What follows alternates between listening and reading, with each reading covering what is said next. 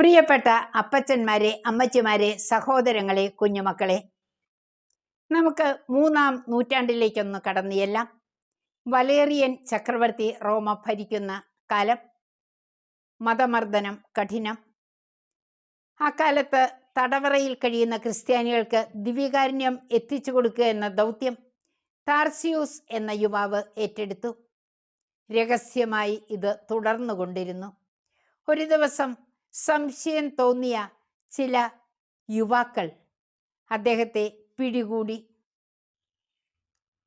ഉത്തരം ലഭിക്കാതെ വന്നപ്പോൾ കല്ലെറിഞ്ഞും അടിച്ചും അദ്ദേഹത്തെ കൊലപ്പെടുത്തി. ഫിലിപ്പിയ ലേഖനം 1-ാം അധ്യായം 21-ാം തിരുവചനം: എനിക്ക് ജീവിതം ക്രിസ്തുവും മരണം നേട്ടവുമാണ്. സ്നേഹമുള്ളവരെ, നമ്മുടെ ജീവിതത്തിലും വിശ്വാസം ചോദ്യം ചെയ്യപ്പെടുന്ന സന്ദർഭങ്ങൾ ഉണ്ടാകാം.